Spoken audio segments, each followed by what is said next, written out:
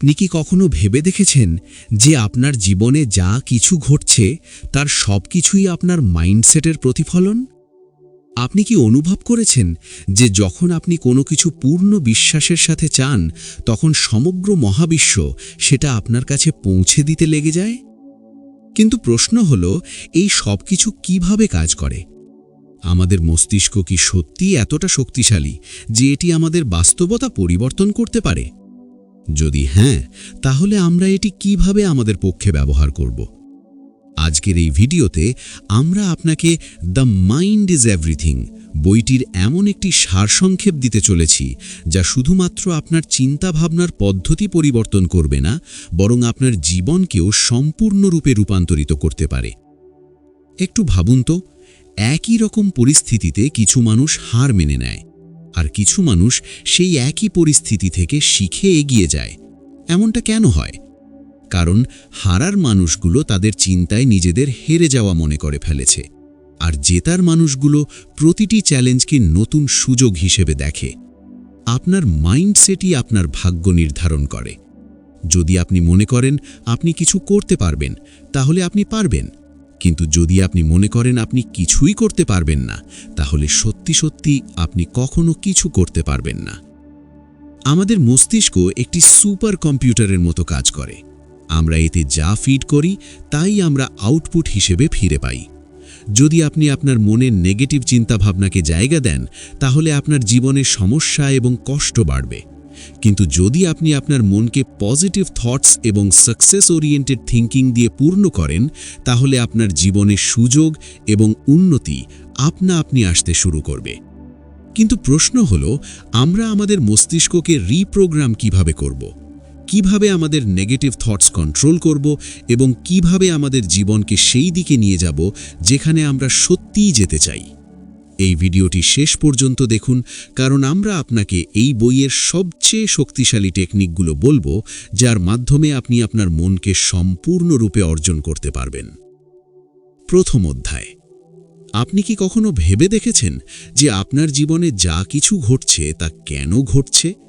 কেন কিছু মানুষ ধন সম্পত্তির উচ্চতায় পৌঁছে যায় আর কিছু মানুষ দারিদ্র্য থেকে কখনো বেরোতে পারে না? কেন কিছু মানুষ তাদের স্বপ্ন সাকার করে ফেলে আর কিছু মানুষ সারা জীবন শুধু স্বপ্নই দেখে যায়? উত্তরটি মাত্র একটি জিনিসের মধ্যে লুকিয়ে আছে: আপনার চিন্তা ভাবনা। আপনার জীবনে যা কিছু ঘটছে তা আপনার মস্তিষ্কের সৃষ্টি। আপনি যা ভাবেন তাই আপনার জীবন হয়ে যায়।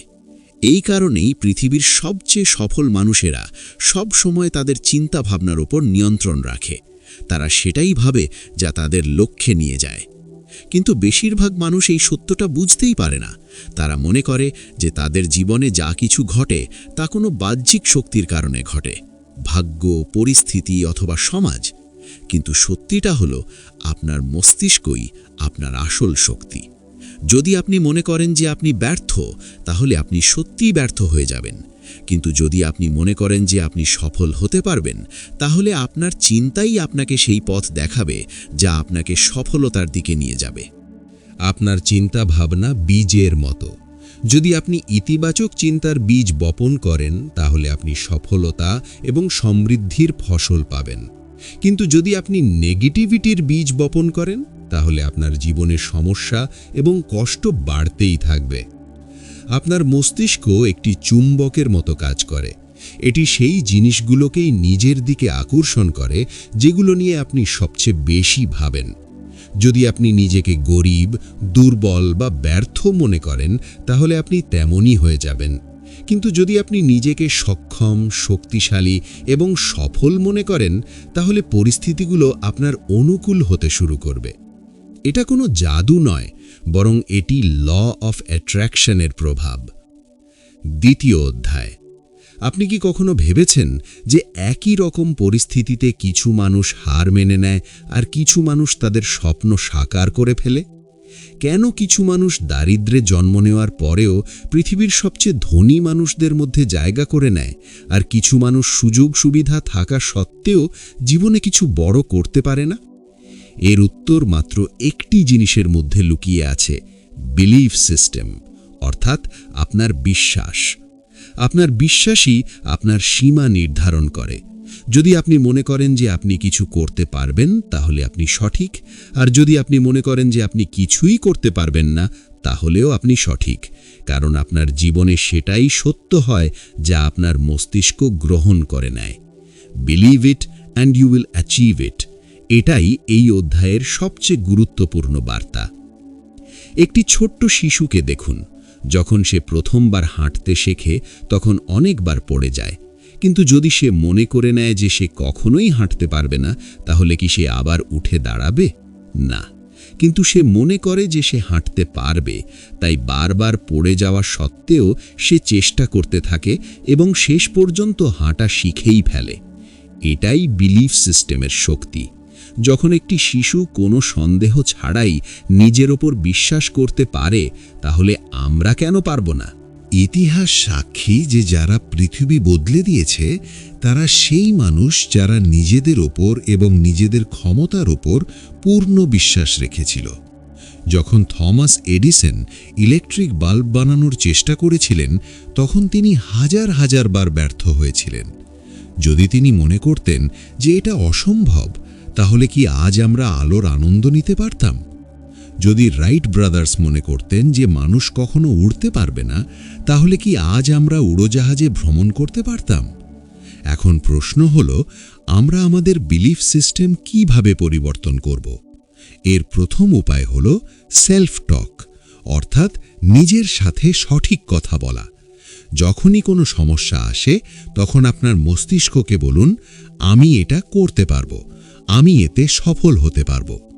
শুরুতে এটা একটু অদ্ভুত লাগবে, কিন্তু যতই আপনি এটা পুনরাবৃত্তি করবেন, আপনার মস্তিষ্ক এটাকে সত্য মনে করতে শুরু করবে। দ্বিতীয় উপায় হল ভিজুয়ালাইজেশন, অর্থাৎ আপনার লক্ষ্যকে আগে থেকেই আপনার মনে দেখা। যখন আপনি আপনার স্বপ্নগুলো বারবার আপনার মস্তিষ্কে দেখতে শুরু করেন, তখন আপনার মস্তিষ্ক সেটাকে সত্যি করার জন্য কাজ করতে শুরু করে। বড় বড় অ্যাথলিট এবং ব্যবসায়ীরা এই কৌশল ব্যবহার করেন। তারা আগে থেকেই তাদের মস্তিষ্কে নিজেদের বিজয়ী হিসেবে দেখে নেন এবং তারপর সেই অনুযায়ী পরিশ্রম করেন। তৃতীয় অধ্যায়। আপনি কি কখনো খেয়াল করেছেন যে যখন আপনি সাইকেল চালানো বা গাড়ি ড্রাইভিং শিখছেন, তখন শুরুতে আপনাকে প্রতিটি জিনিসের দিকে মনোযোগ দিতে হয়, কিন্তু কিছুদিন পর সেই একই কাজগুলো এত সহজ মনে হতে শুরু করে যে আপনি সেগুলো না ভেবেই করতে পারেন। এমনটা কেন হয়? এর উত্তর হল সাবকনশিয়াস মাইন্ড, অর্থাৎ অবচেতন মন। আপনার অবচেতন মন প্রতিটি সেই জিনিস স্টোর করে রাখে যা আপনি বারবার পুনরাবৃত্তি করেন, এবং তারপর সেটা আপনার জানা ছাড়াই আপনার জীবনকে সেই দিকে চালাতে শুরু করে। আমাদের বেশিরভাগ মানুষের জীবন সেই প্রোগ্রামিং অনুযায়ী চলে যা আমরা শৈশবে পেয়েছিলাম। যদি কোনো শিশুকে ছোটবেলা থেকেই শেখানো হয় যে টাকা উপার্জন করা খুব কঠিন, অথবা তুমি কখনো বড় মানুষ হতে পারবে না, তাহলে তার অবচেতন মন এই কথাগুলো সত্য মনে করে নেয়। তারপর যখন সে বড় হয়, তখন সে যতই পরিশ্রম করুক না কেন, তার অবচেতন মন তাকে সফল হতে দেবে না, কারণ তার ভেতরে এই ভুল প্রোগ্রামিং শৈশব থেকে ভরা আছে। এই কারণেই কিছু মানুষ লক্ষ্য চেষ্টার পরেও দারিদ্র থেকে বের হতে পারে না। কিছু মানুষ প্রতিটি সম্পর্কে কষ্ট ভোগ করে এবং কিছু মানুষ তাদের সারা জীবন একই ধরনের সমস্যায় আটকে থাকে। আসলে সমস্যা বাইরে নয়, বরং ভেতরে। আপনি যা বারবার ভাবেন সেটাই আপনার অবচেতন মনে সঞ্চিত হয়ে যায় এবং তারপর আপনার জীবনকে সেই দিকে মোড় নিতে শুরু করে। চতুর্থ অধ্যায়। আপনি কি কখনো খেয়াল করেছেন যে যখন আপনি সকালে উঠেই কোনো ভালো খবরের কথা ভাবেন, তখন আপনার পুরো দিন ভালো কাটে? আর যখন আপনি কোনো নেগেটিভ বিষয় দিয়ে দিন শুরু করেন, তখন একের পর এক সমস্যা আসতে থাকে? এটা শুধুই কাকতালীয় নয়, এটা পজিটিভ থিঙ্কিং, অর্থাৎ ইতিবাচক চিন্তাভাবনার বিজ্ঞান। আমাদের চিন্তাভাবনাই আমাদের জীবন নিয়ন্ত্রণ করে।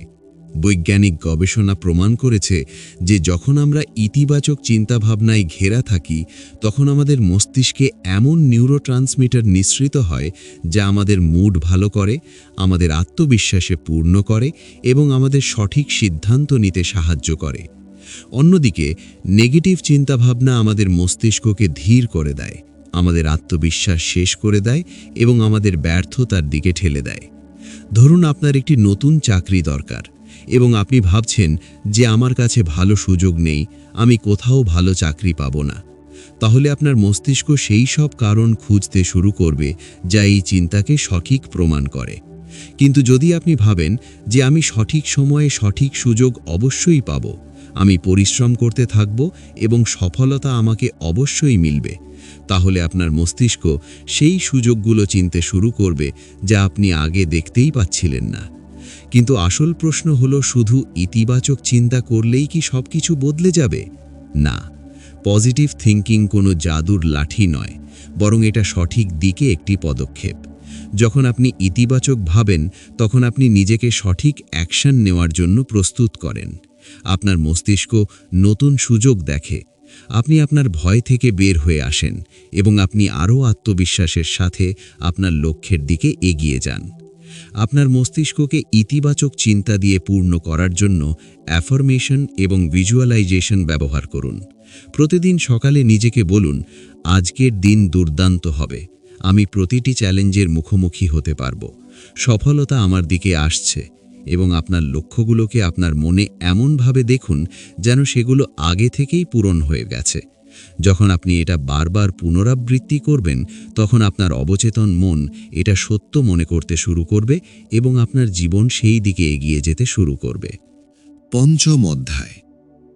আপনার কি কখনো এমন মনে হয়েছে যে আপনি কিছু বড় করতে চান, কিন্তু কোনো অদৃশ্য শক্তি আপনাকে আটকে রাখছে? আপনি কি কখনো কোনো দুর্দান্ত সুযোগ শুধুমাত্র এই কারণে ছেড়ে দিয়েছেন যে আপনার মনে ভয় এবং সন্দেহ ছিল? যদি হ্যাঁ, তাহলে আপনি একা নন। পৃথিবীর বেশিরভাগ মানুষ তাদের সারা জীবন ভয় এবং সন্দেহের কারণে অসম্পূর্ণ সম্ভাবনা নিয়ে বেঁচে থাকে। কিন্তু আপনি কি কখনো ভেবেছেন যে এই ভয় এবং সন্দেহ আসে কোথা থেকে এবং এর থেকে মুক্তি পাওয়ার উপায় কি? ভয় এবং সন্দেহ আপনার মস্তিষ্কের সবচেয়ে বড় বাধা। যখনই আপনি কোনো নতুন সুযোগের দিকে এগিয়ে যান, আপনার মস্তিষ্ক আপনাকে বিপদ থেকে বাঁচানোর জন্য ভয় তৈরি করে। এটা একটি সার্ভাইভাল মেকানিজম যা আমাদের পূর্বপুরুষদের জঙ্গলে বিপদ থেকে বাঁচানোর জন্য বিকশিত হয়েছিল। কিন্তু আজকের যুগে এই ভয় আমাদের জীবনে সফলতার পথে সবচেয়ে বড় বাধা হয়ে গেছে। আমাদের আসলে কোনো বিপদ নেই, কিন্তু আমাদের মস্তিষ্ক আমাদের সেই পুরনো সতর্কতা দিতে থাকে। যদি আমি ব্যর্থ হয়ে যাই তাহলে কি হবে? যদি মানুষেরা আমার নিয়ে হাসাহাসি করে তাহলে? আমি কি সত্যিই এতটা যোগ্য? এই সব চিন্তা শুধুই ভ্রম। কিন্তু যদি আমরা এগুলোকে সত্য মনে করি, তাহলে এগুলো আমাদের পুরো জীবনকে সীমিত করে দিতে পারে। সন্দেহের জন্ম এই ভয় থেকেই হয়। যখন আমরা নিজেদের ওপর পূর্ণ বিশ্বাস রাখি না, তখন আমাদের মস্তিষ্ক আমাদের সব সম্ভাব্য কারণ বলতে শুরু করে যে আমরা কেন সফল হতে পারবো না। কিন্তু যদি সেই একই মানুষ নিজেকে বলে যে আমি এটা করতে পারবো, তাহলে তার মস্তিষ্ক এমন উদাহরণ খুঁজতে শুরু করবে যা এই বিশ্বাসকে সঠিক প্রমাণ করে। এই কারণেই সেলফ বিলিফ অর্থাৎ আত্মবিশ্বাস বিকশিত করা এতটা জরুরি। ইতিহাস সাক্ষী যে যারা ভয় এবং সন্দেহকে হারিয়েছে, তারাই পৃথিবীতে সবচেয়ে বড় পরিবর্তন এনেছে। থমাস এডিসনকে যখন জিজ্ঞাসা করা হয়েছিল যে তিনি 10,000 বার ব্যর্থ হওয়ার পরেও হার মানলেন না কেন, তখন তিনি উত্তর দিয়েছিলেন, আমি 10,000 পদ্ধতি খুঁজে পেয়েছি যা কাজ করে না। এখন আমি সঠিক পদ্ধতি খুঁজে পাওয়ার আরও কাছে। যদি তিনি ভয় এবং সন্দেহকে নিজের উপর চেপে বসতে দিতেন, তাহলে আজ পৃথিবীতে বাল্বের আবিষ্কার হতো না। তো প্রশ্ন হলো, আমরা আমাদের ভয় এবং সন্দেহ কিভাবে শেষ করব? ভয়কে হারানোর সবচেয়ে ভালো উপায় হলো আপনি সেটাই করুন যেটা থেকে আপনার ভয় লাগে। যখন আপনি কোনো ভয়ের সামনে বারবার যান, তখন আপনার মস্তিষ্ক সেটাকে স্বাভাবিক মনে করতে শুরু করে এবং সেই ভয় ধীরে ধীরে শেষ হয়ে যায়। উদাহরণস্বরূপ, যদি কারো মঞ্চে কথা বলতে ভয় লাগে, তাহলে সে যতবার মঞ্চে যাবে তার ভয় ততই কমতে থাকবে। যদি আপনার মস্তিষ্ক বলে তুমি এটা করতে পারবে না, তাহলে উত্তরে বলুন, কেন পারবো না? আমি আগেও কঠিন জিনিস করেছি এবং আমি এটাও করতে পারবো। যখন আপনি বারবার নিজের সাথে ইতিবাচক কথা বলবেন, তখন আপনার অবচেতন মন সেটা সত্য মনে করতে শুরু করবে এবং আপনার আত্মবিশ্বাস বাড়তে শুরু করবে। মনে রাখবেন, ভয় এবং সন্দেহ শুধুই ভ্রম। এগুলো আপনাকে আটকানোর জন্য নয়, বরং আপনাকে আরও শক্তিশালী করার জন্য। যখন আপনি এগুলো থেকে পালাবেন, তখন এগুলো আরও বড় হতে থাকবে, কিন্তু যখন আপনি এগুলোর মুখোমুখি হবেন, তখন এগুলো ধীরে ধীরে অদৃশ্য হয়ে যাবে। তাই পরের বার যখন আপনি কোনো সুযোগ থেকে শুধু এই কারণে পিছিয়ে যাবেন যে আপনার ভয় লাগছে, তখন নিজেকে একটাই প্রশ্ন করুন, যদি আমি ব্যর্থও হয়ে যাই, তাহলে কি এই পৃথিবী শেষ হয়ে যাবে? উত্তর সবসময় না হবে। তাহলে ভয় কিসের? আপনার ভয়কে হারান এবং আপনার স্বপ্ন বাঁচান। যদি আপনিও আপনার জীবনে পরিবর্তন চান, তাহলে আপনাকেও শুধু ভাবার বদলে অ্যাকশন নেওয়া শুরু করতে হবে। কিন্তু অ্যাকশন নেওয়ার আগে সবচেয়ে জরুরি জিনিস হলো রাইট মাইন্ডসেট। সঠিক মানসিকতা ছাড়া নেওয়া পদক্ষেপগুলো প্রায়ই অসম্পূর্ণ থেকে যায়। তাই আপনাকে প্রথমে আপনার চিন্তা ভাবনাকে সফলতার জন্য প্রস্তুত করতে হবে। যখন আপনি কোনো বড় লক্ষ্যের দিকে পদক্ষেপ নেন, তখন সবার আগে আপনার মস্তিষ্ক আপনাকে ভয় দেখানোর চেষ্টা করবে। এটা আপনাকে বলবে যে এটা খুব কঠিন, তোমার দ্বারা হবে না, অথবা যদি তুমি ব্যর্থ হয়ে যাও তাহলে।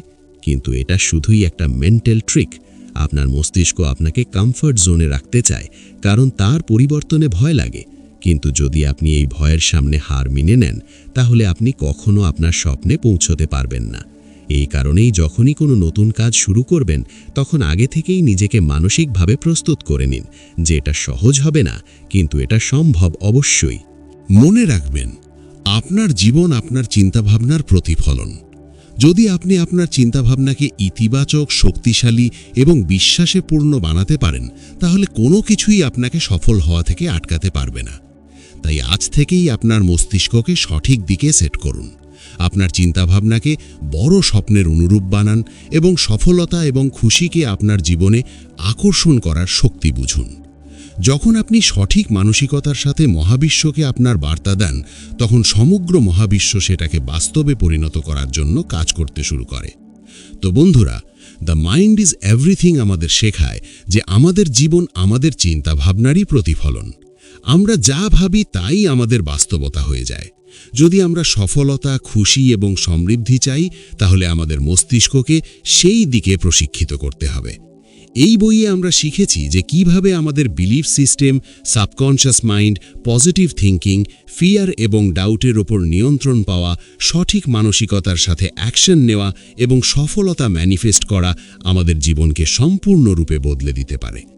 এখন প্রশ্ন হলো, আপনি কি শুধু এই জ্ঞান শুনে ভুলে যেতে চান, নাকি এটাকে আপনার জীবনে প্রয়োগ করে নিজেকে একজন ভালো মানুষ বানাতে চান? কারণ আসল পরিবর্তন তখনই আসে যখন আপনি এই শিক্ষাকে আপনার জীবনের অংশ বানান। আজ থেকেই আপনার চিন্তাভাবনা নিয়ন্ত্রণ করা শুরু করুন।